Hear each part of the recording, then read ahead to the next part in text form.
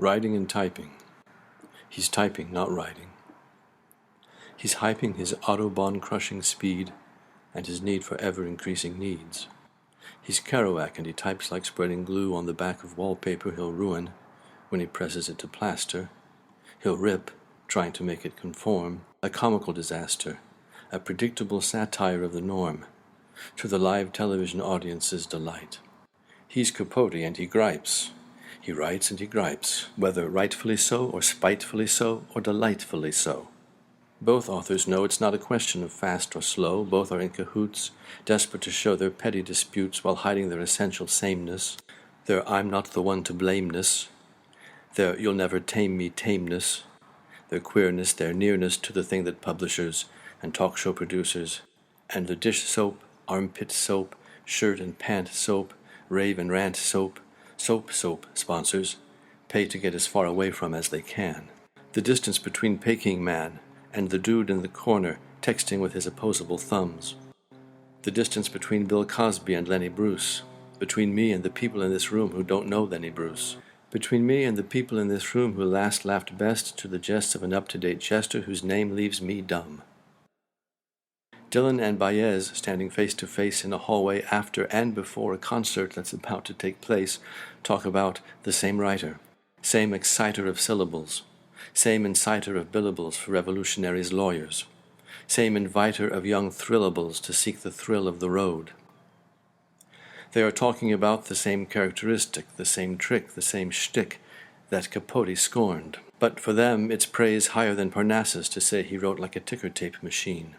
Baez mimes the scene, her Madonna of the long neck fingers slapping the Smith Corona's invisible carriage, making it ding like my microwave when the suds with which I will shave are ready to cling. I've seen you write like a ticker tape, she says, suddenly in a Washington Park parkscape, caught in an old soul rape, an old aching admiration rush, which causes Dylan, to my surprise, to blush, turning his white makeup pink as I move toward the sink, cup of suds in one hand, razor in the other. Once my chin and cheeks are clean, I move to my equivalent of a ticker tape machine and write this slowly so I can read it quickly to make you think I wrote it in a blind fury, or a distracted hurry, not wanting to be late for a date with a guy whose photo on Grindr could be as true as my luck or as false as my belief in fate, and even blinder. We know from the stage that even at his advanced age, Dylan has a tremendous memory for long, rambling songs, a stupendous tightrope walkery that makes us sweat in the dark waiting for him to go wrong. So, what if those typing riffs were also performances of songs written in solitude, as holy as Gethsemane, the words spaced as painfully as the last words on the cross? What if this too was not just tossed off? And if we find this to be true, is it a gain or a loss? Who needs truth when we can have love instead of lust, love as well as lust, occasional escapes from our dust-to-dust birthright, pull as well as thrust all through the night? Jazz 42 Boundless is the Dylan and Kerouac-influenced title of a poem I published when I was 16. The dedication, for John S., was the first hint, soon to be no longer spoken in a hush, of my soon-to-be-made explicit crush on a boy in my class. The poem went thus. I'm hunched over this sink like a hobo hunched over a cup of coffee. Bare-chested, I'm hunched over this sink. The coffee is hard, black, and hot. He blows on it through blue lips. Wisps of steam circle his face. The wisps of steam are trailing behind a desperate locomotive. I gaze, fathoming the future in a sink of dirty water. What a handsome lad I'll be.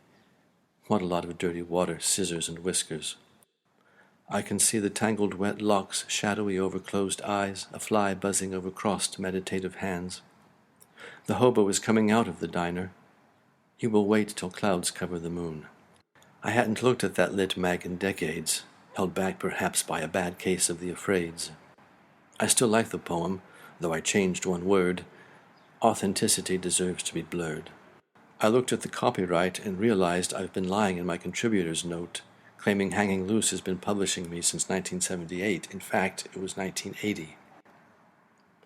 The Kerouac fan in the corner, with his phone, ensuring he will and won't remain alone, realizes the caper with wallpaper at the start of this piece came to me not by chance, but by a vague recollection of the legend, the romance, the lie Kerouac told Steve Allen, that on the road was a 3-day outburst fueled by benzedrine thirst, pounded onto a scroll 120 feet long, an uninterrupted, unedited, drunken angel song, urged on by the beating of his heart like a gong, his genius as great a dictator as Allah.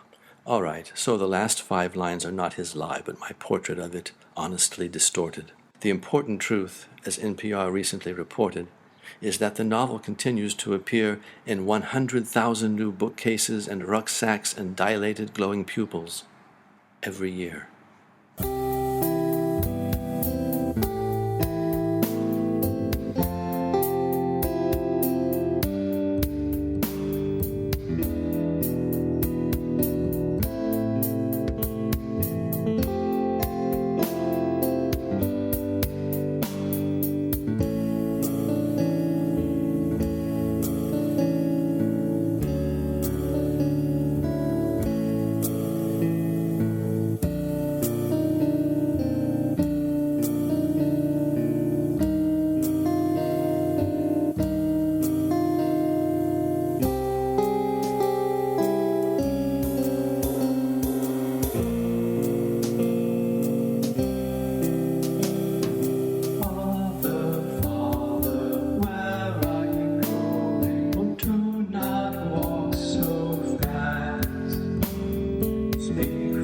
Speak to your little boy, or else I shall